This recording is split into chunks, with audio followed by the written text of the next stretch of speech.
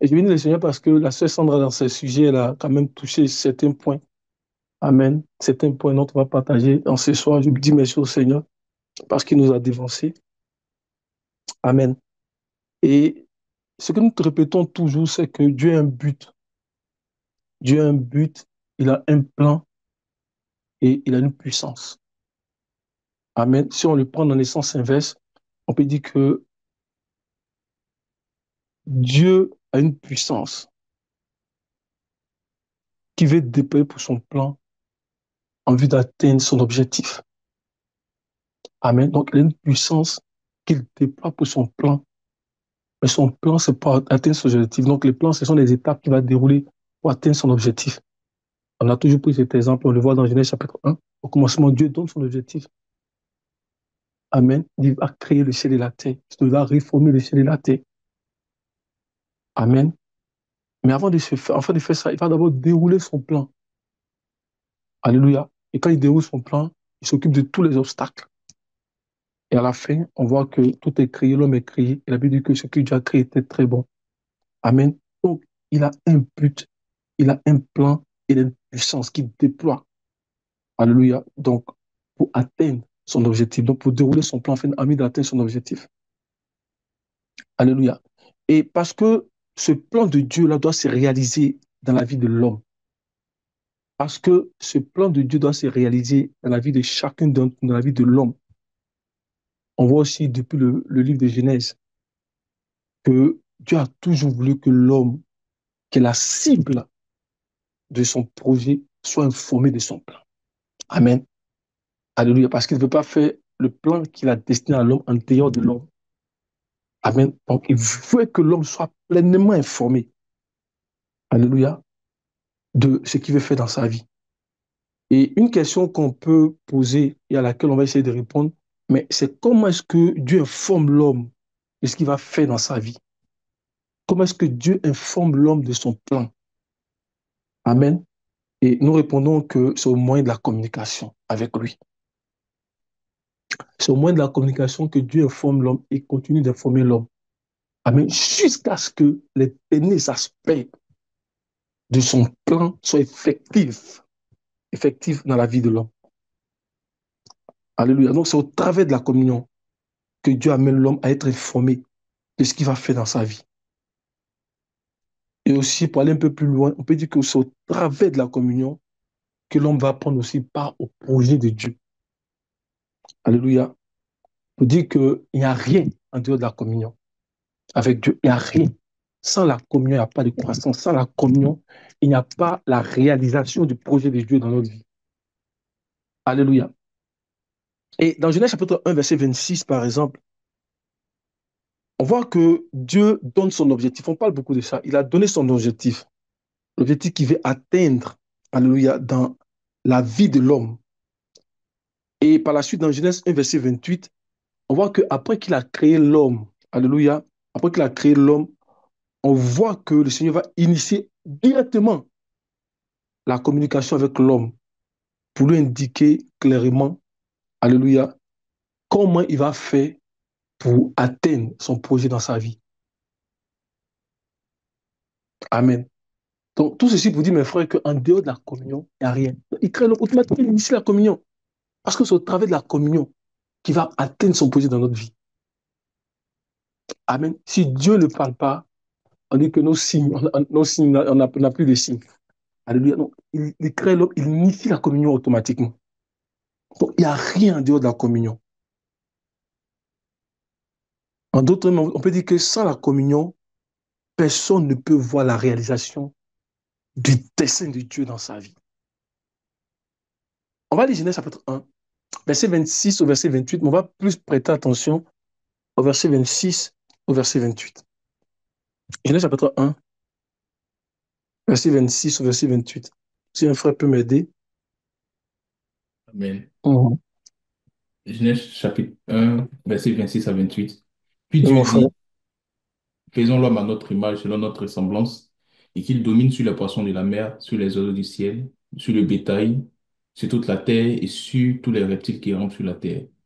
Dieu créa l'homme à son image, il le créa à l'image de Dieu, il créa l'homme et la femme. Dieu les bénit et Dieu dit, soyez féconds, multipliez, remplissez la terre et l'assujettissez. Dominez sur les poissons de la mer, sur les oiseaux du ciel et sur tout animal qui se meut sur la terre. Amen. Amen. Voyez-vous, au verset 26, il est dit, puis Dieu dit, faisons l'homme à notre image, selon notre ressemblance, et qu'il domine sur les poissons de la mer, sur les oiseaux du ciel, sur le bétail, sur toute la terre, et tout, bon, sur le bétail et tout ce bétail, tout ce qui, tout, sur toute la terre et tous les reptiles qui rampent sur la terre. Donc, voyez-vous, pour que ce deuxième bout-là, où on dit qu'il domine, etc., pour que ce deuxième bout-là s'accomplisse, amen, donc qu'il domine là, pour que ça s'accomplisse, pour que tout ce qui est dit dans ce deuxième bout du verset 26, ça s'accomplisse, pour que l'homme parvienne selon la ressemblance de Dieu, on voit que Dieu va initier la communion avec l'homme au verset 28. Amen. Pour lui dire clairement comment il va faire pour amener l'homme à dominer sur les poissons de la mer, sur les oiseaux du ciel, sur tout ce qui rampe sur la terre. Amen. Donc, il donne son objectif. Il dit, voici ce que je vais faire pour l'homme. Alléluia. Qu'il domine. Et il vient au verset 28. Il initie la communion. Il dit, voici comment je vais t'amener. Pour que l'homme déjà soit informé de ce que Dieu va faire pour le conduire jusqu'à là. Alléluia.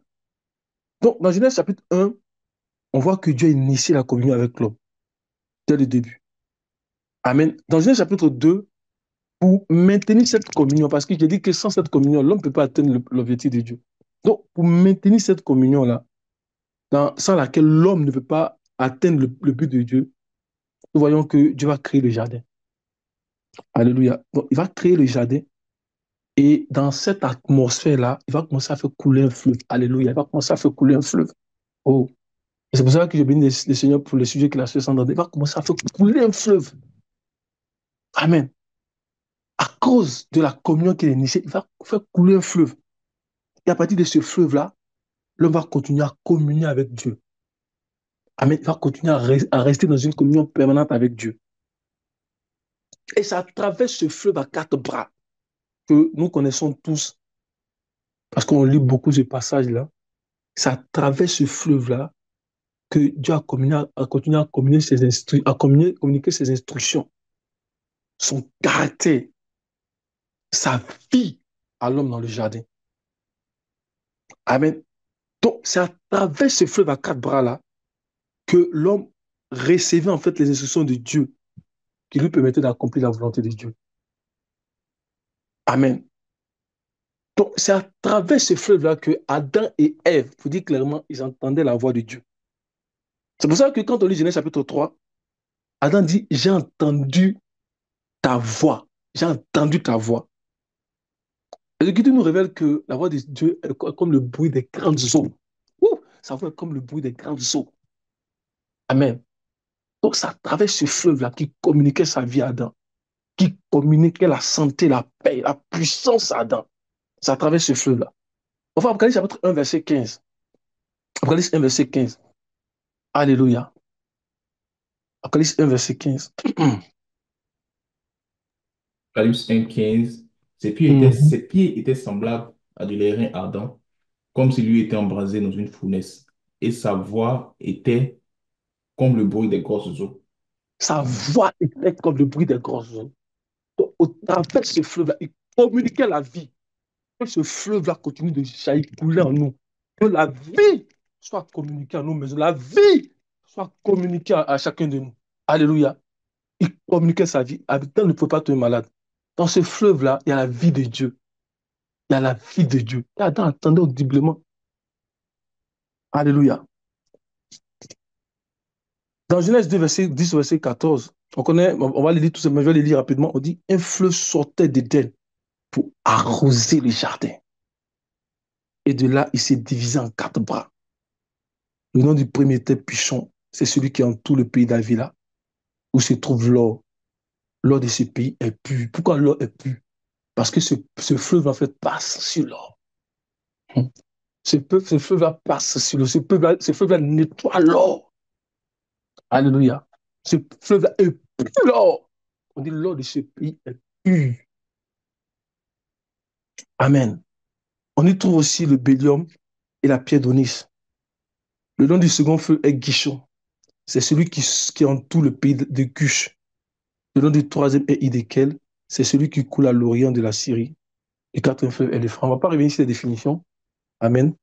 Parce qu'on en a tellement parlé, puis ça nous a fait du bien. Alléluia. Amen. Et dans Jean chapitre 1, verset 5, c'est pour cela qu'il est dit que le Seigneur Jésus-Christ, lui, n'est pas venu avec l'eau seulement, mais il est venu avec l'eau et le sang.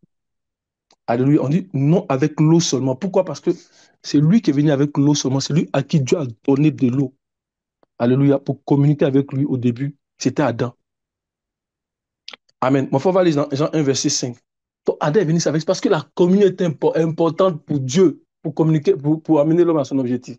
Sans la communion, on ne peut pas, frère. Et nous allons voir, prier à la fin pour dire, Seigneur, il faut que tu viennes pour combler notre communion. Les choses qui manquent à notre communion, viens combler notre communion. Elle veut dire que l'heure vient où les mots entendront la voix du Fils de Dieu. Il dit, mes bébés entendent ma voix, mais comment ils font pour reconnaître la voix du Maître au milieu de la multitude de voix aujourd'hui? Alléluia. C'est au travers d'une communion sincère qui reconnaissent la voix du Maître. Alléluia. Il dit, le voleur vient, le voleur ne peut rien contre eux. Les brigands viennent, ne peuvent rien parce qu'ils reconnaissent la voix des brigands. Amen. Quand cette bête-là a commencé à parler d'Apocalypse chapitre 13, Jean a reconnu sa voix. On dit il était comme un agneau. Il avait deux cônes, c'est-à-dire il avait la parole, il avait l'esprit. Donc il avait l'apparence. Mais Jean a reconnu parce que sa voix n'est pas venue chercher Jean. Jean reconnaissait la voix du Maître. Alléluia. C'est au travers de la communion. Amen. Alléluia. Enfin, il y avait dernier verset même. Jean 1,5. 1 Jean 5, 1 Jean 5, 1 Jean 5. Amen. 1 Jean chapitre 1, verset 5. Mhm. Ok. La nouvelle que nous avons apprise de lui et que nous vous annonçons, c'est que Dieu est lumière et qu'il n'y a point en lui de ténèbres. Amen. Continue, continue. Nous disons que nous sommes en communion avec lui et que nous marchions dans les ténèbres, nous mentons et nous ne pratiquons pas la vérité. Tu peux commencer au verset 1 là. Je pense qu'on a comme. Commence au verset 1. Commence au verset 1. Ce qui est dès le commencement et que nous avons entendu, ce que nous avons vu de nos yeux, ce que nous avons contemplé et que nos mains ont touché concernant la parole de vie. Car la vie a été manifestée et nous l'avons vue et nous lui rendons témoignage. Et nous vous annonçons la vie éternelle qui était auprès du Père et qui nous a été manifestée. Ce que nous avons vu et entendu, nous vous l'annonçons. À vous aussi, afin que vous... C'est 1 Jean 5, hein, c'est ça? Non, 1 Jean 1. Pardon, chapitre 5. Chapitre 5. C'est pour ça que je. Chapitre 5. Donc, je commence Ouais. au verset 1. Vas-y, verset 6 là. OK. C'est lui, Jésus-Christ, qui est venu avec de l'eau et du sang. Non avec l'eau seulement, mais avec l'eau et avec le sang. Et c'est l'Esprit qui rend Alléluia. témoignage, parce que l'Esprit est la vérité. Il est venu avec l'eau et le sang. Et c'est l'esprit qui rend témoignage. Amen. Celui qui est venu avec l'eau seulement. Non, avec l'eau seulement, on sait que c'est Adam. Amen. Et le premier Adam et le dernier Adam, il est venu avec l'eau et le sang parce qu'il y a eu la chute. Amen. Donc, il est venu avec sa vie. Donc, pour brûler toutes les situations. Il est venu avec l'eau et le sang. Amen. Donc, on voit que dès le commencement, pour établir la pleine communication avec l'homme, on voit que Dieu lui a donné le fleuve. Donc, Dieu a mis un fleuve en Éden pour communiquer avec lui. Et nous voyons que comme cela a été au commencement, depuis Genèse, on voit que c'est comme ça que ça a été depuis les 6000 ans, durant tous les 6000 ans, en fait, je vais dire, en fait, de l'histoire de l'humanité. C'est comme ça que ça a été. Et aujourd'hui, encore, on rend gloire au Seigneur parce que ce fleuve-là continue de couler. Ce fleuve-là, il continue de couler. Il continue de couler et notamment dans cette dernière heure-là dans laquelle nous sommes là, ce fleuve-là coule avec une, une grande intensité. Pourquoi? Parce que Dieu veut faire une œuvre rapide, comme on a l'habitude de danser, il veut faire une œuvre rapide. Il veut finaliser son projet. Donc, le fleuve qui coulait en Éden, là, dans cette dernière temps, c'est avec une grande intensité. Alléluia. Avec une grande intensité parce que Dieu est prêt à fermer l'âge, il est prêt à achever son projet qu'il a initié depuis Genèse chapitre 1, verset 26. Donc, le fleuve qu'on a vu depuis Éden, là, ça a coulé, ça continue de couler. jusqu'à ce que la volonté de Dieu soit complète. Amen. Pour dire que Dieu parle et il continue de parler. La Bible dit que l'homme ne va pas seulement de pain, mais de toute parole qui sort de la bouche de Dieu. Donc, parce que le fleuve va continuer à s'exprimer. Et il va continuer à s'exprimer de façon plus... C'est-à-dire, ça va être tellement audible pour nous parce qu'il va nous donner, je vais dire en fait, une vertu pour que ce qu'il dit là soit de plus en plus clair pour nous. Amen. Parce que il va fermer l'âge. Alléluia. Mon frère, on va aller dans Apocalypse chapitre 22. Vous voyez, Apocalypse chapitre 22, on voit là-bas toujours ce même fleuve-là, mais qui coule cette fois-ci, en fait, dans la plénitude du plan que Dieu a initié depuis Genèse chapitre 1, verset 26. Apocalypse chapitre 22, là, c'est-à-dire c'est ce fleuve-là qui coule dans la plénitude. C'est-à-dire dans le projet achevé de Dieu. Alléluia. Amen. Apocalypse 22, verset 1. Et il me montra un fleuve d'eau vive, limpide comme du cristal, qui sortait du trône de Dieu et de l'agneau. Alléluia. Amen. On va dire verset 3 et 4. Au milieu de la place de la ville et sur les deux bords du fleuve, il y avait un arbre de vie, produisant 12 fois des fruits, rendant son fruit chaque mois, et dont les feuillages servaient à la guérison des nations. Il n'y aura plus d'anathème. Le trône de Dieu et de l'agneau sera dans la ville, et ses serviteurs le serviront. Verset Amen. 4. Verset 4. Et verront sa face, et son nom sera sur le front. Amen. Alléluia. Amen. Donc, on voit ce fleuve-là couler dans sa plénitude. Amen. Nous rendons gloire au Seigneur parce que jusqu'aujourd'hui, ce fleuve-là est en train de couler. Et dans Apocalypse 22, nous le voyons couler dans sa plénitude. Il coule encore pour dire que le projet de Dieu là, est possible. La porte est encore ouverte. Comme Jean l'a vu dans Apocalypse 1, verset 4, verset 1. Il a vu une porte est ouverte. Donc la porte est ouverte et ce fleuve va continuer de couler pour accomplir l'objectif de Dieu dans notre vie. Alléluia. Donc dans la communion, ce fleuve va continuer de jaillir de ton sein. Il va continuer de jaillir de notre sein jusqu'à ce que Dieu nous introduise dans la vie éternelle. Amen. C'est pour cela que, comme un frère nous enseignait, l'enfant de Dieu qui ne comprend pas grande chose en fait, mais qui connaît le secret de la communion, c'est-à-dire qui a trouvé le secret de la communion avec Dieu, il va toujours continuer de grandir. Alléluia. Il va toujours continuer de grandir dans la compréhension. Et plus il va grandir dans la communion, il va s'attacher à la parole de Dieu, il va devenir obéissant. Alléluia. Il va continuer de grandir jusqu'à ce que, à un moment donné, il va atteindre en fait l'accomplissement du plan de Dieu dans sa vie. Donc, c'est le secret, alléluia, de la communion. Le secret de la communion. Oh, puissions-nous connaître le secret de la communion. Le secret de la communion. La croissance pour celui qui trouve le secret de la communion. Alléluia. Et on peut voir au travers des Écritures que la communion a toujours été donc au centre du projet de Dieu. Dans l'Ancien Testament, Dieu a dit, faites-moi une place, parce que je vais venir au milieu de vous, je vais demeurer au milieu de vous. Amen, pour communier avec vous. C'est pour ça qu'il a dit à Israël, faites-moi un tabernacle, un sanctuaire. C'était pour communier. Alléluia. Il avait sa gloire dans le ciel, sa gloire qui a toujours existé dans le ciel. C'est-à-dire dans le ciel même où Christ est entré. Et puis il a eu une habitation encore sur la terre. Amen. Alléluia, à travers le tabernacle de Moïse. Et il a permis à sa gloire qui était dans le ciel de venir. Alléluia. Donc, dans le tabernacle dans lequel il est venu habiter. Alléluia.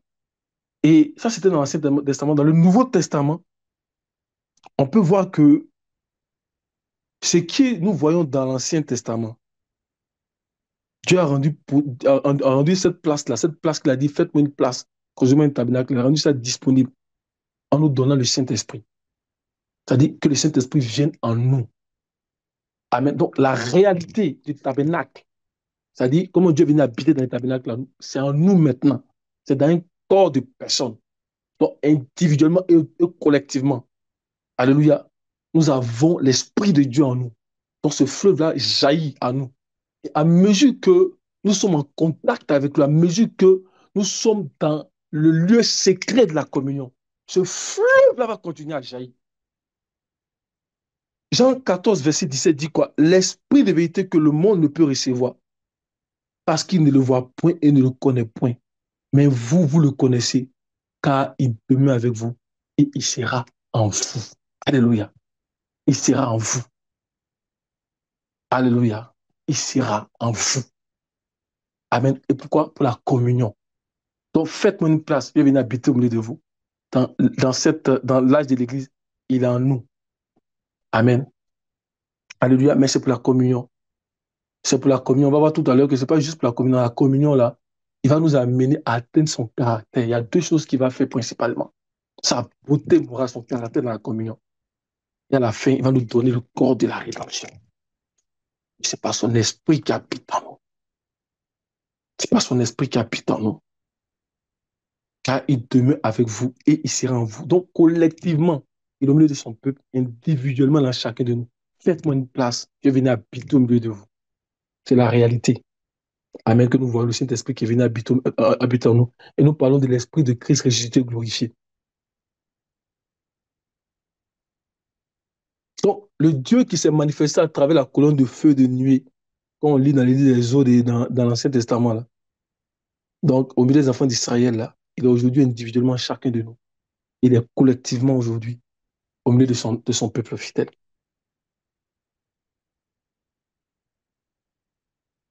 Et dans cette dernière heure, le Seigneur, il veut atteindre son objectif, comme il a dit qu'il a annoncé dans Genèse chapitre 1, verset 26. Donc, par le Seigneur Jésus-Christ, Dieu veut prendre l'homme qui a shooté et veut le lever au-delà même de la sphère la plus élevée des anges. Et comment il va atteindre cet objectif-là? Comment est-ce qu'il va le faire? Il va atteindre son objectif en faisant que dans cette dernière heure-là, il y a un peuple qui entend audiblement sa voix. Donc, il y a un peuple dans cette dernière heure-là qui va entendre audiblement sa voix. Parce que si on n'entend pas audiblement sa voix, on ne peut pas connaître aussi exactement sa pensée. Donc, il va faire en sorte qu'un peuple entende audiblement sa voix dans cette dernière heure. Donc, ce peuple est le peuple qui se tient dans la communion. Les frères et sœurs, la communion est vraiment importante.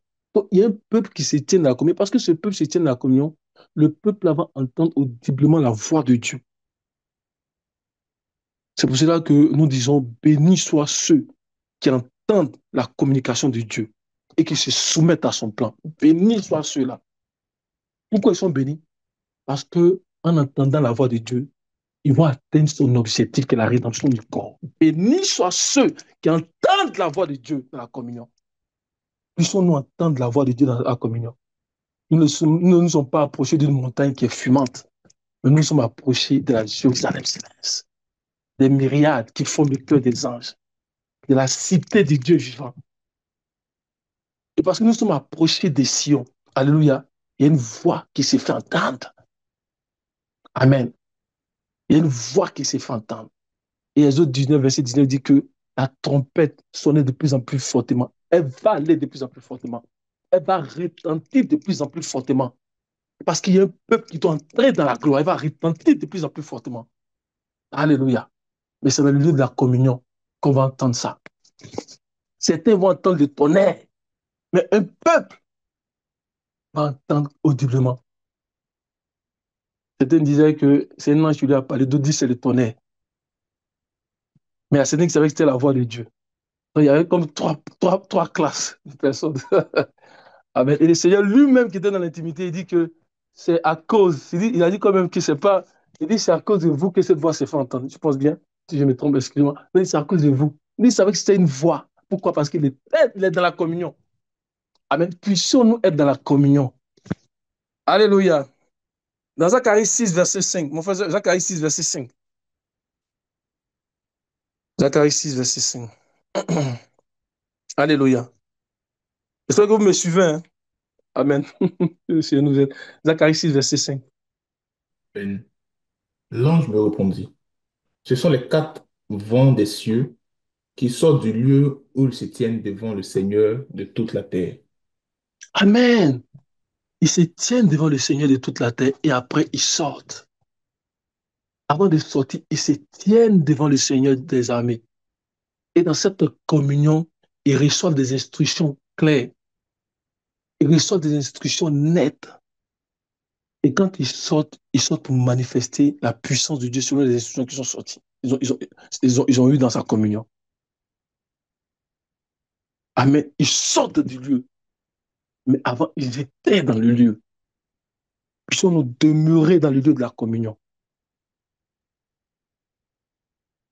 Donc, dans cette dernière heure, le Seigneur va permettre à ce que son peuple qui se tienne dans le lieu de la communion entende audiblement sa voix. Il va les inspirer dans cette dernière heure à chercher ardemment sa face, afin que par leur vie, c'est-à-dire afin qu'au travers de la communion qu'il va réaliser en eux, dans le lieu de la communion, là, eux aussi puissent révéler au monde la vraie signification de qui est Dieu. Alléluia. C'est ça qu'on va appeler la manifestation des fils de Dieu. La clé pour la manifestation des fils de Dieu, c'est le cours de la rédemption. Amen. Il va faire une opération dans la vie jusqu'à ce qu'ils reçoivent ce corps-là. Amen. Ils vont sortir pour révéler. Alléluia. Qui est Dieu. Amen. C'est pour cela que le Seigneur dit que ce sont là les adorateurs que le Père recherche. Donc, il y a un type d'adorateur qui recherche. Il dit ceux qui adorent le Seigneur en esprit en vérité. Il va les ravir en esprit comme il a ravi Jean. Et ils vont entendre les choses qui appartiennent en fait à l'avenir. Les choses qui appartiennent, qui ne sont même pas de notre. Ils vont voir ces choses parce qu'ils auront les yeux en dedans et en dehors. Ils seront remplis de Dieu pour voir ces choses-là.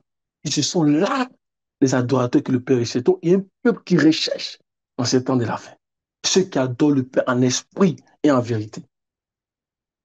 Alléluia. Qui sont dans le lieu de la communion avec Dieu. Amen. Ce que je suis en train de dire, mes frères, c'est que nous sommes entrés dans une saison où nous ne serons pas seulement dans un contexte de parole seulement. Mais la parole que nous entendons va devenir une manifestation de vie en nous. Elle va se manifester en vie dans notre environnement. Parce que nous entendons une parole qui est exacte. Ça veut dire que ce sont les véritables paroles de Dieu. C'est ça que dans ce temps de la fin, là, je suis en train de révéler, par achever son œuvre. Donc, ça ne sera pas seulement un contexte de paroles, mais on va entendre la parole, elle va se manifester en vie en nous. Alléluia. Donc, la parole que Dieu va révéler à ceux qui se tiennent dans le lieu de la communion va se manifester au travers de leur vie, comme il est rendu témoin du Seigneur Jésus-Christ. Jean a dit que la parole a été faite chair, elle a habité parmi nous. Il dit pleine de grâce et de vérité. Nous avons contemplé sa gloire, une gloire comme la gloire du Fils. Donc, tellement elle était parole là, cette parole s'est manifestée. Nous avons contemplé sa gloire. Donc, la parole va se manifester. Les gens vont contempler une gloire au travers de nous. Le caractère, la beauté de Dieu. Parce que la parole que nous allons entendre, dans le lieu de la communion, là, va venir avec exactitude. La parole qui vient avec exactitude, là, elle transforme. Nous avons toujours appris que ce qu'on mange, c'est ce que nous devenons.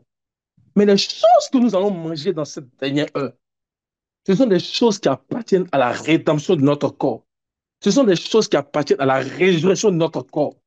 Alléluia. Donc, elle va se manifester. C'est la vie de Christ qui sera manifestée autour de nous. Amen. Les gens vont te voir, vont dire ça, c'est un peuple qui a part. Alléluia. Parce que le Seigneur est à l'œuvre. Alléluia. Amen. Donc, dans la communion, nous avons les instructions de Dieu. Dans la communion, Dieu nous dit clairement ce qu'il attend de nous pour que nous puissions voir la réalisation dans nos vies, dans la réalisation de son but dans nos vies. Tout ça, c'est dans la communion. C'est pour cela qu'il y a tellement de distractions aujourd'hui pour nous empêcher de demeurer dans le lieu de la communion. Ça veut dire que quand Moïse sortait, son serviteur Josué était dans le lieu de la communion. Nous ne sommes pas étonnés que Dieu dit à Josué, toi tu as remplacé Moïse. Amen. Il interagissait avec la vie. Il interagissait avec la vie. Le Seigneur a dit à Moïse, prends le témoignage et mets-le dans l'âge. Ça, c'est là que je vais te rencontrer. Quand tu n'as pas le témoignage de Jésus-Christ, il ne peut pas avoir de rencontres. Alléluia. Et Josué était dans ce lieu-là. Il y avait des témoignages. Amen. Que le témoignage de Jésus-Christ soit établi au milieu de nous. Alléluia. Que dans le lieu de la communion, nous recevons pleinement le témoignage de Jésus-Christ. Amen. Mon frère, Genèse chapitre 17, verset 1. C'est dans le lieu de la communion que le Seigneur Jésus-Christ, le Seigneur te dit en fait les choses qui concernent ta vie. Donc, les choses comme il veut que tu marches. Les choses qui concernent ta famille. Les choses qui concernent tes enfants. Les choses qui concernent l'Église. Les choses même qui concernent la nation. C'est dans le lieu de la communion Et un frère nous disait que le Seigneur n'aime pas quand son peuple est troublé, les conducteurs sont troublés et que l'Église est troublée. Bon, les peuples disent, mais qu'est-ce qu'on fait? Et puis les conducteurs aussi disent, qu'est-ce qu'on fait? Et puis l'Église tout entière dit, qu'est-ce qu'on fait? Quand Dieu nous dit de venir dans sa communion, qui va nous révéler les choses, comment est-ce qu'un peuple peut être troublé? Parce que le Seigneur, il est au courant de tout ce qui va se passer. La Bible dit que ses œuvres sont connues de lui depuis le commencement. Donc, nous ne pouvons pas être troublés. Si se passe une situation que nous nous mettons dans le lieu de la communion, hein, deux ou trois personnes vont commencer à révéler les choses qui sont en train d'arriver. Parce que le Seigneur a déjà tout révélé dans sa parole. Il dit, j'annonce toutes choses avant qu'elles arrivent. Mais donc, rien ne va nous troubler. Les choses qui se passent autour de nous, nous allons connaître et comprendre ça clairement. Nous allons marcher dans l'assurance parce que nous le comprenons. Amen. Donc, dans le lieu de la communion, le Seigneur nous dit textuellement, comment est-ce qu'il veut ta vie, ce qui va pas, mais comment est-ce que tu dois faire pour marcher. Il va te le dire. C'est dans le lieu de la communion. C'est dans le lieu de la communion. Que le Seigneur nous aide, les frères et les sœurs. Que le Seigneur nous aide vraiment. Apocalypse 17, verset 1. Apocalypse 17, verset 1. Apocalypse ou Genèse. Pardon, Genèse 17, verset 1. Merci, mon frère. Lorsque Abraham fut âgé de 99 ans, l'Éternel apparut à Abraham et lui dit, je suis le Dieu Tout-Puissant. Marche devant ma face et sois intègre. Amen. Donc, vous voyez, dans le dernier bout du verset, il a dit, marche devant ma face, soit comment, soit intègre. Amen. Donc, Dieu dit, marche devant ma face et sois intègre. Pour dire que la communion, là, ça découle de la marche avec Dieu. Donc, en d'autres termes, la communion, c'est marcher au quotidien avec Dieu. Et l'instruction de la communion, c'est que Dieu veut que nous puissions marcher dans la soumission à ce qu'il dit. Marche devant ma face et sois intègre. Marche devant ma face et sois parfait. Il y a deux sens qu'on peut comprendre dedans. Marche devant ma face et marche avec intégrité, avec droiture. Mais si tu marches devant ma face aujourd'hui, tu vas devenir parfait. Amen. Donc, la communion, c'est marcher avec Dieu. Donc, marcher en vainqueur avec Dieu dans la communion, c'est se soumettre chaque jour à ce qu'il nous révèle. Donc, tu entends automatiquement et tu te soumets à ça. Tu entends et tu te soumets à ce que tu entends. Et à mesure que tu te soumets à ce que tu entends, tu seras à mesure de toujours entendre sa voix. Jusqu'à ce que tu parviennes à la pleine réalité de ce qu'il a réalisé dans la vie d'Enoch. Amen. Parce qu'on dit Enoch marchait. C'était une continuité. On dit marcher. On dit marcher. Donc, à mesure que Dieu parle, on se soumet et on continue à marcher avec lui. Il aime ça. Il dit celui qui est fidèle dans les moindres choses. Amen. C'est qu'on va lui donner les grandes choses. Donc, à mesure qu'il parle, je me soumets. Oh Seigneur, puisse faire cela dans ma vie, premièrement, et dans la vie de tous mes frères. À mesure qu'il parle, on se soumet. C'est ça, marcher dans la victoire. Il parle, là, tu te soumets. Il parle, tu te soumets. Et tu continues à marcher avec lui. À un moment, on va dire aussi de toi, Enoch marcha avec Dieu. La réalité, là, puis il ne fut plus parce que Dieu le prie. Il marchait avec Dieu. Mais on comprend qu'il a marché avec intégrité parce que Dieu a dit à Abraham, marche devant ma face et sois intègre. Donc c'est comme ça qu'il a marché, avec intégrité. Amen. À un moment donné, sa vie plaisait tellement à Dieu. Donc l'efficacité de la communion, là, c'est lorsque nos vies commencent à plaire à Dieu. Alléluia. Et la réalité en Christ, des choses qui sont dites d'Enoch vont se réaliser dans nos vies. Amen.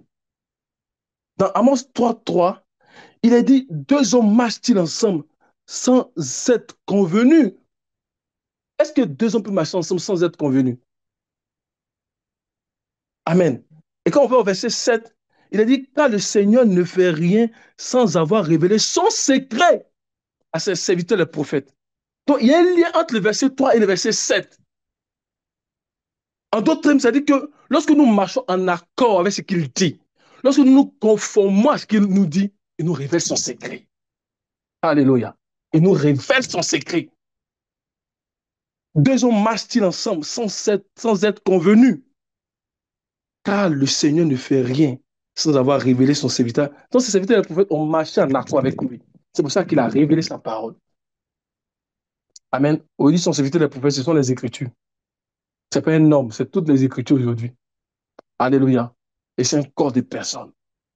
Mais nous devons marcher en accord avec lui. Et la Bible dit que heureux le peuple qui connaît le son de la trompette, il marche à la clarté de ta face. Il marche à la clarté. Heureux le peuple qui connaît, donc qui comprend, à qui Dieu révèle la gloire de la connaissance de Dieu qui brille sur le visage de Christ. On dit ceux-là, ils marchent à la clarté de ta face, ô Éternel. Ils marchent à la véritable lumière. Ils marchent à l'exactitude de ta parole. Dieu qui a dit que la lumière brillera du sein des ténèbres, il a fait briller la lumière dans les ténèbres, dans nos cœurs. Pourquoi? Pour faire resplendir la connaissance. La connaissance. Mais où est cette connaissance? On dit, elle brille sur le visage de Christ. Heureux le peuple qui marche. Alléluia. Qui connaît le son de la tombe. Il marche à la clarté. Il marche à la gloire de la connaissance. Qui brille sur le visage. Ils ont la véritable révélation. Ils ont la véritable lumière. Celle qui transforme le corps, celle qui change le corps.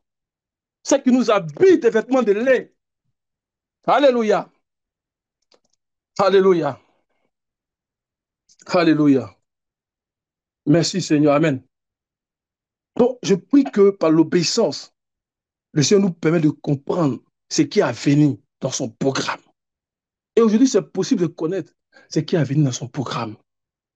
Pourquoi? Parce que nous avons l'Esprit de Jésus-Christ ressuscité et glorifié avec nous. Jean 16, verset 13. Jean 16, verset 13. Mon frère.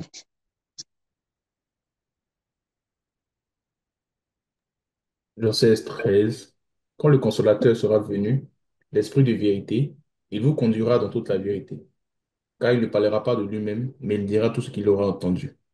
Et il vous annoncera les choses à venir. Amen. Amen. Donc, mes frères et sœurs, nous devons intégrer dans nos habitudes. Il va nous enseigner les choses à venir. Nous, c'est possible de connaître ce qui est à venir. Pas par notre propre intelligence, mais c'est par le Seigneur. Il dit, ce n'est pas à vous de connaître les temps et les saisons. Vous êtes des hommes. Ce n'est pas à vous, mais vous recevez le Saint-Esprit. Et vous serez mes témoins. Amen. Alléluia. C'est lui qui vous enseignera les choses à venir.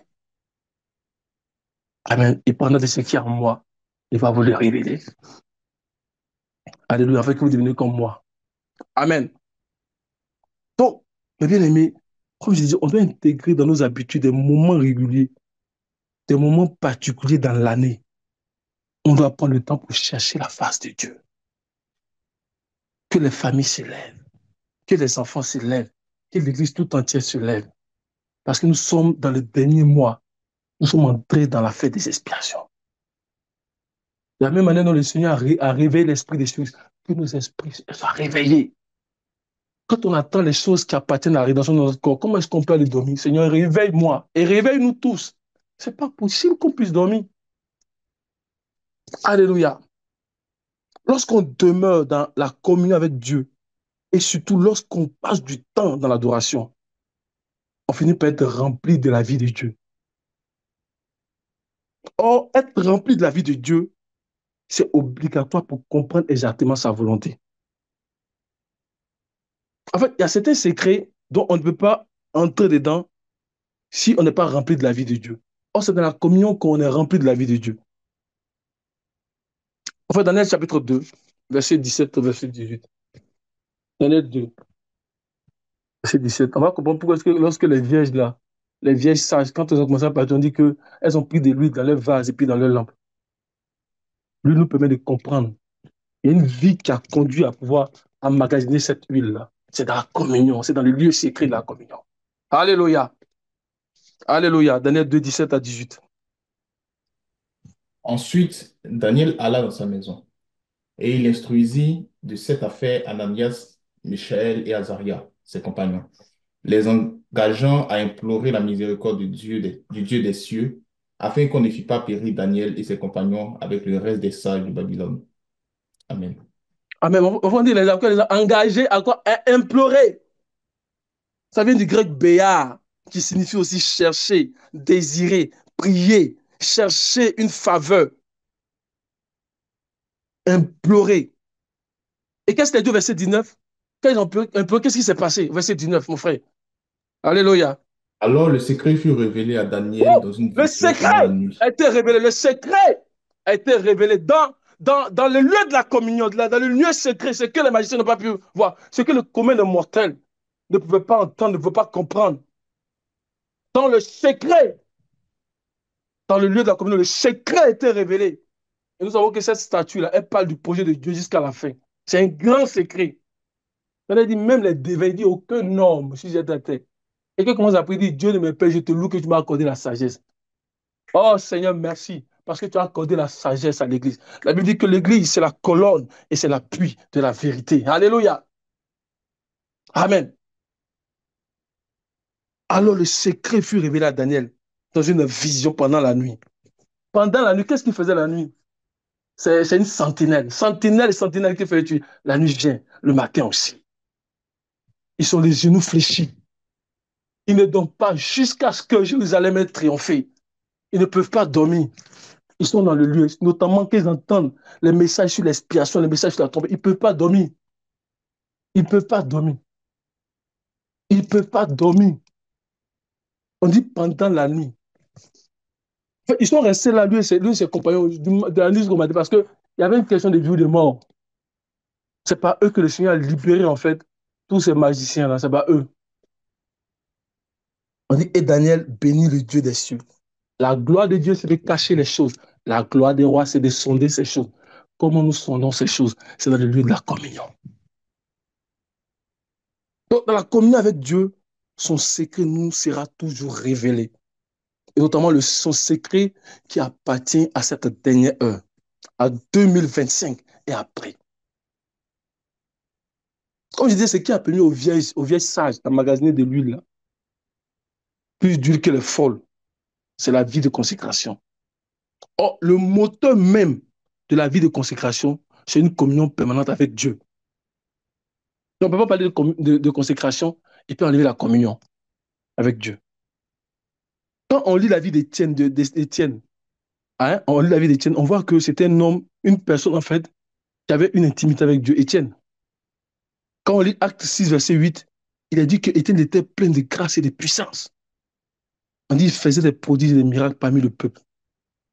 Et quand on va dans Acte 6, verset 9, on dit quelques membres de la synagogue, dit des affranchis de celle-ci. C'est-à-dire qu'un peuple peut venir contre toi, peut venir avec toutes sortes de doctrines, mais tu es serein parce que tu es dans le lieu de la communion. Personne ne peut t'ébranler. Quand Paul dit que nous ne sommes pas des enfants flottants à tout vent de doctrine, c'est ça. Personne ne peut t'ébranler. À toi seul, là, tu es un char d'Israël et de toute sa cavalerie. Parce que le Seigneur te remplit d'une connaissance et d'une sagesse profonde dans le lieu de la communion. Alléluia. On dit que quelques membres de la synagogue, dits des affranchis, et des celles des Syriens et des Alexandrins, avec des Juifs de Cilicie et d'Asie, se mit à discuter avec lui. Verset 10. Mais ils ne pouvaient résister à sa sagesse, et par quoi? Et par l'esprit par lequel il parlait. Et par l'esprit par lequel il parlait. Or, c'est dans la communion que la vie nous remplit. Cette vie-là, c'est l'esprit. L'esprit, c'est la vie qui nous remplit. Donc, elle avait de l'huile. L'huile nous permet, quand on ouvre les écritures, de comprendre. Mais c'est le lieu de la communion, le lieu de la consécration, que cette huile, on emmagasine. Il y a beaucoup d'huile en ces temps de la fin. Il y a beaucoup d'huile que le Seigneur donne. Alléluia, il y a beaucoup d'huile. Tu as haï l'iniquité et tu as aimé la justice. C'est pourquoi, oh Dieu, ton Dieu t'a oint d'une huile de joie. Puis cette huile de joie, vraiment, soit sur nos têtes. Alléluia. Donc, il y a un frère que nous connaissons bien, je vais te le nom, mais vous le connaissez, le ministère. Et il nous rendait son témoignage, en fait, dans les années 80. Et alors qu'il s'attendait à Dieu, en fait, parce qu'il venait de terminer les études, il voulait servir dans le ministère à plein temps, il se posait la question à Dieu, mais est-ce que je dois aller dans le ministère? Tu connais mon cœur, moi, là, je vais aller dans le ministère à plein temps. Je ne vais pas travailler, puis je vais aller servir Dieu. Et Dieu a dit beaucoup de choses. Voici quelques paroles que j'ai notées, en fait. Il a dit, quand tu viens à moi et que tu veux connaître ma pensée dans les Écritures, tu dois être plein de vie pour être capable d'ouvrir les Écritures. On ne peut pas ouvrir les Écritures si on n'est pas plein de vie. Il dit, tu dois être plein de vie. Soit qu'on n'ouvre plus, on ne comprend pas exactement. Il dit, tu dois être plein de vie. Alléluia. Mais pour être plein de vie, tu dois passer beaucoup de temps dans ma présence. Donc il a dit, viens à moi et passe du temps dans mon adoration. Il dit, c'est son adoration. J'ai bien noté ça. Il dit, alors j'ouvrirai tes yeux, j'ouvrirai ta compréhension et je te remplirai de mon esprit. Et c'est alors que je vais te permettre de connaître ma volonté dans les Écritures. Dans la communion, il y a la vie. Il y a la vie dans la communion. Il y a la vie que Dieu envoie. Je bénis le Seigneur vraiment pour ce temps d'adoration qu'on a les dimanches là. Oh, je bénis le Seigneur. Il y a la vie. Il y a la vie. Il disait un frère que dimanche passé, j'étais obligé d'aller me marcher derrière parce que je n'arrivais pas à tenir sur mes pieds. Il y a la vie. Imaginez on fait ça chacun à la maison et on vient jouer en assemblée. Oh, manifestation de vie sur vie. À sur grâce. Alléluia. Amen. Donc, il a dit, donc viens à moi et passe du temps dans mon adoration. Alléluia. Du temps dans mon adoration. Amen. Il a dit, j'ouvrirai tes yeux. Alors j'ouvrirai tes yeux, j'ouvrirai ta compréhension. Donc, dans l'adoration, je vais ouvrir tes yeux, je vais ouvrir ta compréhension. Quand on parle des êtres vivants, on dit qu'on a plusieurs yeux, là, c'est ça. C'est ça, on dit qu'ils sont dans le lieu, puis ils adorent le Seigneur, Saint, Saint, Saint. C'est ce qui fait que leurs yeux se développent. Amen. Il dit, c'est alors que je vais te permettre de connaître ma volonté dans les Écritures. Donc, ce n'est pas une communion permanente que Dieu nous remplit de sa vie, pour que nous puissions comprendre exactement les Écritures. Et le frère, il a continué à dire ceci. Dieu lui a dit, quand tu viens là, ne commence même pas à méditer en priant et puis en imposant tes mains sur le passé. Il ne commence pas déjà ça. Il ne faut pas être pressé. Il dit, commence. Il dit, il ne faut pas commencer à les lire. Mais il dit, viens d'abord dans l'adoration et je te remplirai de mon esprit. Donc, l'esprit, c'est la vie. Et le frère lui dit, c'est un grand ministère. Pas pour le c'est un grand ministère. Il dit qu'il a suivi les instructions de Dieu. Pendant un an, il a commencé à chercher Dieu. Il doit commencer à ouvrir son intelligence. Alléluia. Amen. Donc, l'esprit, c'est la vie de Dieu. Et c'est à travers la communion que cette eau qui est la vie là, va continuer à jaillir en nous. C'est à travers la communion que nos yeux vont s'ouvrir. Parce que lorsque nos yeux s'ouvrent, on peut voir. Pourquoi? On peut voir parce qu'il y a la vie. L'esprit est la vie. Et un autre bout que j'ai noté, il dit que Dieu lui a dit ceci. Par ma parole, tu connaîtras mon but. Par ma parole, tu connaîtras ma puissance. Et par ma parole, tu connaîtras mon programme et toutes les choses qui vont te disposer à comment me répondre. Donc, par sa parole, on va connaître tout ça là. Mais pour ouvrir la parole et comprendre là, il faut être dans le lieu de la communion. Il faut recevoir la vie. On va connaître son but, son programme, on va connaître sa puissance par sa parole. Par sa parole qui est donnée avec les actitudes, la parole prophétique. Et c'est dans le lieu de la communion. Quand on les remplit de vie, quand on ouvre, on comprend. Les vieilles fois, on dit au sage, donnez de votre huile. Elle dit non. Là où on est arrivé, là, le Seigneur est déjà là. Allez chercher votre huile parce que nous, on doit le dire pour comprendre certaines choses. Parce que si on ne le dit pas pour commencer, on ne peut pas rentrer. Heureusement qu'elles ont gardé un peu d'huile. Amen. Alléluia.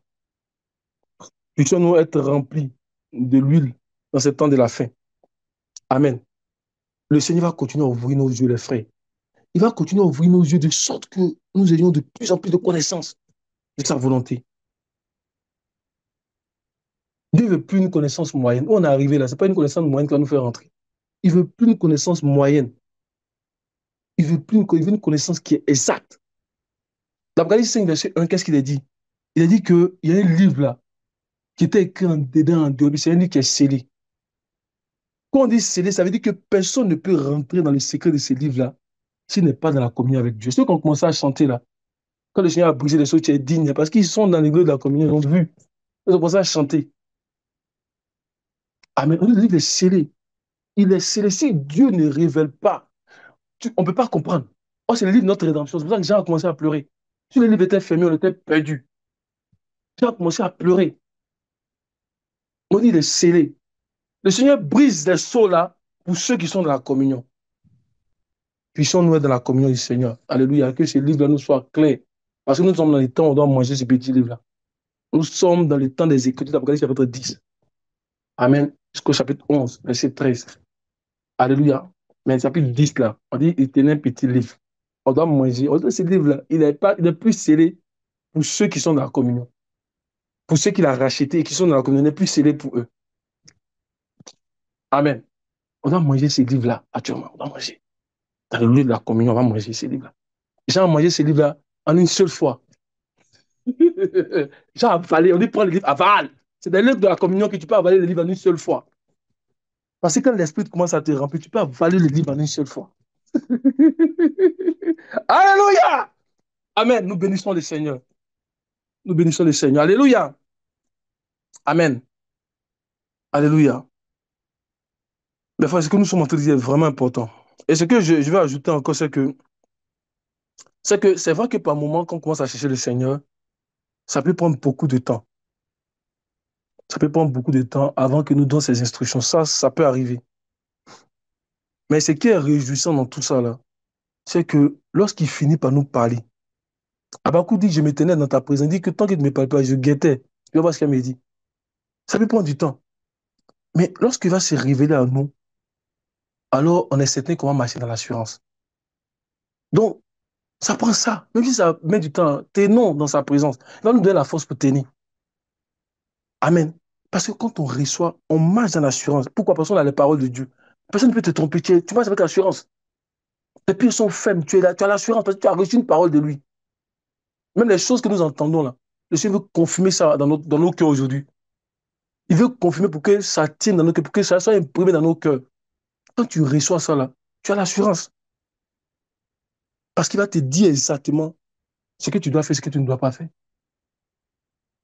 Alléluia. C'est pour cela que la communion, dans la communion, il dit, nous devons nous attendre à lui avec persévérance et continuer à chercher sa face sur les choses qu'il nous révèle. Donc, il nous révèle, on continue à chercher sa face. Alléluia. Dieu ne va jamais te laisser seul dans ce qu'il va te dire. Il va toujours te préserver sur ce qu'il t'a dit. Et même, il va promouvoir sa gloire dans ta vie. Il ne va jamais te laisser passer, c'est sa parole. Il ne va jamais te laisser. Il y a des gens qui ont reçu des paroles, ça fait 20 ans. Et puis, c'est après 20 ans, alléluia, qu'ils ont vu la réalisation. Avant d'avoir reçu la parole, ça faisait longtemps, on dit, tu vas avoir un fils. Depuis Genèse chapitre 15, verset 6. 6 à 7, là, on dit, il a cru. Mais il y a combien d'années pour qu'il ait Isaac? On dit, il n'a pas douté. Parce qu'il sait que Dieu donne la vie aux morts. Il savait que Dieu pouvait donner la vie aux entrailles de Sarah qui étaient perdues. On dit, il a persévéré, il n'a pas douté. Il voyait son corps usé. Mais il sait que Dieu donne la vie aux morts. Il sait que Dieu donne la vie aux morts. Donc, attendons-le. Attendons-le dans le lieu de la prière. Ça peut prendre souvent 3, 4 mois, souvent 5 mois pour que le Seigneur vienne nous révéler quelque chose. Attendons-le. Il y a des fois qu'on est là, témoin, qu'on commence à prier pendant des mois, jusqu'à un moment donné, le Seigneur a déclenché sa parole. Attendons-le, ne soyons pas découragés. Amen. Attendons-le. Donc, aujourd'hui, tu ne peux pas dire aujourd'hui tu peux pas dire aujourd'hui, oh, moi, je ne sais pas. Je ne sais pas. On peut pas dire ça aujourd'hui. Alors que Dieu nous dit, viens dans ma présence. Il te dit, viens dans ma présence. Il me dit, viens dans ma présence. De sorte que je te fasse connaître exactement mon plan. C'est ça qu'il nous dit aujourd'hui. On n'a pas d'excuse aujourd'hui pour dire, non, je ne comprends pas. Et c'est sur les choses que Dieu va te dire, qu'il va me révéler. Sur les choses qu'il me révèle, là. C'est juste ça que je vais commencer à mettre l'accent sur certains éléments. Alléluia. Par rapport aux choses qu'il veut accomplir dans ma vie. En vérité, aujourd'hui, là, beaucoup vont dans tous les sens parce qu'ils n'ont pas de véritable communion avec le Seigneur. À un moment, ils sont donnés, puis, ah, mais ma vie, là, comment je mène ça? Est-ce que je dois prier pour telle chose? Est-ce que je dois faire ceci? Ah, mais comment je fais ceci? Mais quand il y a la communion, quand il y a les instructions, la direction est claire. C'est l'apôtre Paul dit que les enfants flottant à tout vent de doctrine. Il dit, enfin, que nous ne soyons pas ces enfants-là. Donc, dans la communion, comme les fils d'Issachar, on dit qu'ils avaient l'intelligence. Donc, pour savoir ce que Dieu voulait, puis disait à Israël, Israël marchait conformément à ça. Donc, quand on a la révélation de Dieu, on peut marcher conformément à ça, on peut vraiment marcher de façon claire, avec exactitude. Mais quand on n'a pas la révélation de Dieu, on va aller dans tous les sens. Ah, demain, là, ah, tel message, là, c'est bon, hein. Ah, c'était tel chant, là, c'est bon, hein. Après, on va aller après chez les témoins de Jéhovah. Ah, ce qu'ils disent, là, c'est un peu de sens, hein. Ça, c'est un peu de sens. Hum. Après, on va aller chez les Branamis. Ah, vraiment, ce qu'il a dit, là. Vraiment, ce qu'ils ont dit, là, ça. Puis, on est mélangé. Le Seigneur dit qu'on va tâtonner, mais à un moment donné, là, il va nous enlever. il va essayer de dire cet tâtonnement. Amen. Amen. Il va nous sortir de là. Et l'heure est venue où le Seigneur nous sort de toutes ces choses-là. Parce qu'il veut nous révéler avec exactitude sa parole. Alléluia. Je vais finir avec ça. Ce que je vais dire maintenant, c'est qu'il y a deux éléments. Il y a deux éléments, deux choses principales que la communion est censée faire dans nos vies. Deux choses vraiment importantes. Alléluia. Ah bien, mon frère Bosson va aller dans Nombre chapitre 12, verset 13. Nombre 12, verset 13. Nombre 12, 13. Moïse Mhm. cria à l'Éternel en disant, ô Dieu, je te prie, guéris-la. Amen. Nombre 12, verset 13. Hein. Mon verset 3, verset 3. Verset 3, excuse-moi. Mhm.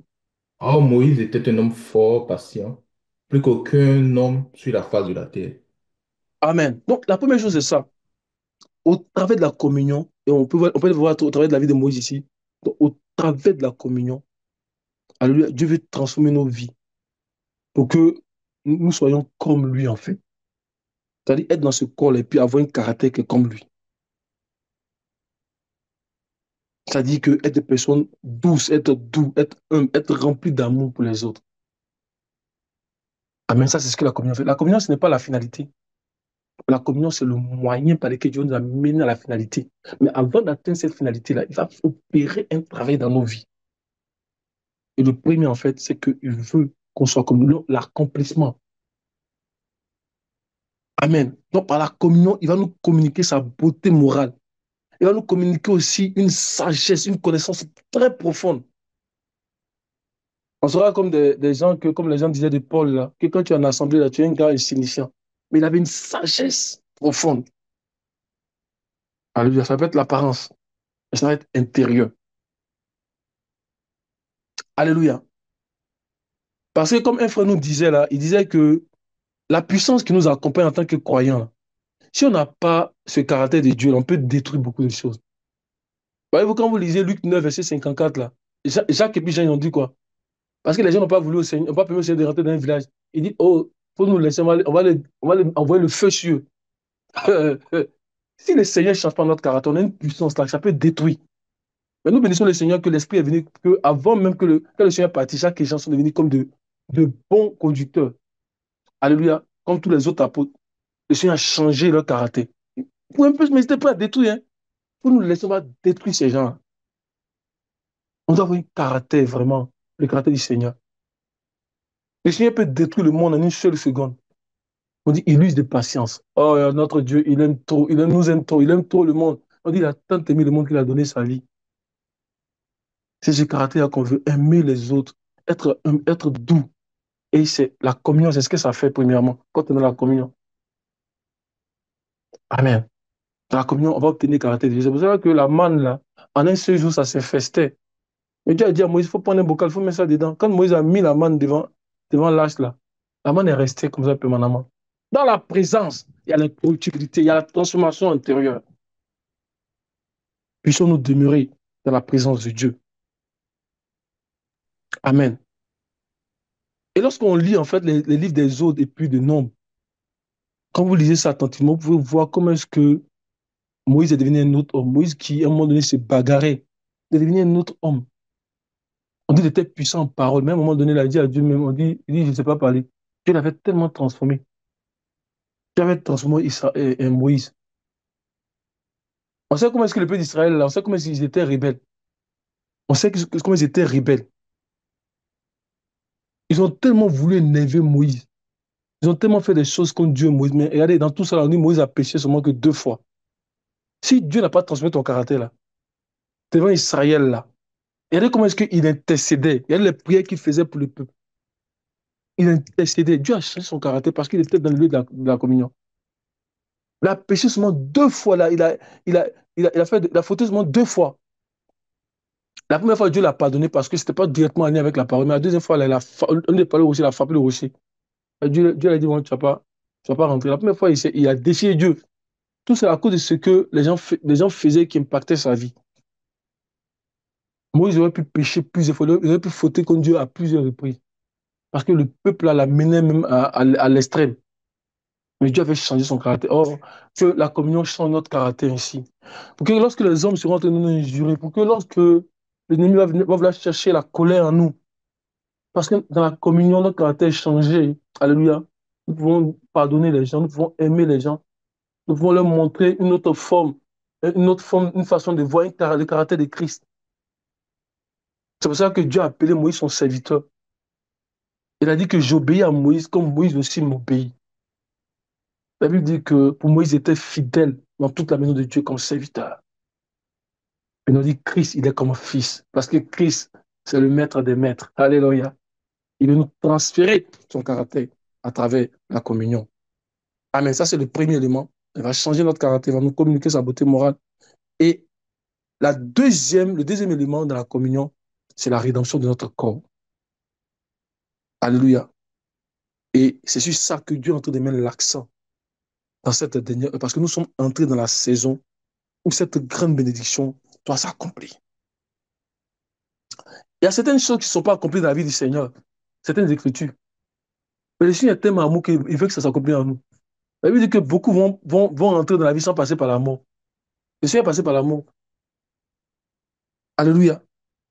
Amen. Donc, il est intéressant de voir qu'il y a certains privilèges qui ne sont pas pourtant accomplis dans la vie même du maître même, mais qui vont s'accomplir dans ses membres. Donc, nous devons le chercher dans la communion et avoir les transformations divines qui vont s'opérer dans nos vies. Nous devons être prompts dans nos attitudes à pardonner, à demander au Seigneur de changer notre caractère. Tous ceux qui vont parvenir au trône avec Dieu, là, il y a des choses qu'ils ne peuvent pas recevoir, qu'ils ne peuvent recevoir que dans la communion, je veux dire, avec Dieu. Abraham a marché devant Dieu. Dieu dit, sois parfait. Dans la communion, là, c'est pas seulement que la repentance, c'est pas seulement qu'on est lavé du péché, hein, mais il y a un changement de notre personne dans la communion. Dans la communion, il y a une révélation. Comme le frère nous expliquait, plusieurs parlent aujourd'hui de la manifestation de Dieu, des fils de Dieu, mais ils ne savent même pas ce que c'est. Ils sont en train de chanter, ils dit, oh, nous sommes arrivés, nous avons atteint la manifestation des fils de Dieu. Ils ne savent même pas que la clé de la manifestation des fils de Dieu, ils ne savent pas que la clé, là, c'est la rédemption de notre corps. Donc, la communion va nous révéler textuellement. Il ne va pas prendre beaucoup de choses pour nous donner, pour dire, voici comment on marche. Il va nous révéler ça détail après détail. Détail après détail. Parce que quand ça va être clair, là, on pourra y entrer. Alléluia. Que son fleuve coule. Que son fleuve coule abondamment. Au milieu de ces troubles, au milieu de la précarité de la vie, les troubles vont commencer à monter. Mais comme la sœur Sandra nous disait, il y a un fleuve. Il y a un fleuve. Il y a un fleuve. Dans cette cité de Dieu, il y a un fleuve qui coule. Et on dit, à cause de ce fleuve, on dit que c'est Dieu qui est au milieu d'elle. Pour ce fleuve-là, c'est la manifestation de Dieu même. On dit, elle n'est point ébranlée. Alors que la mer agite, on dit, elle n'est point ébranlée. Parce qu'elle est dans la communion. On dit, Dieu la secoue dès l'aube du matin. Dieu la secoue. Alléluia. Des nations s'agitent, des royaumes s'ébranlent. Il fait entendre sa voix. La terre se fond d'épouvante. Mais un fleuve dont les courants réjouissent la cité de Dieu. On dit, c'est les demeures, les sanctuaires du Très-Haut. Il y a beaucoup de choses à dire, mes frères, mais il est 22h15 et nous voulons nous arrêter ici pour prier un peu le Seigneur. Alléluia. Alléluia.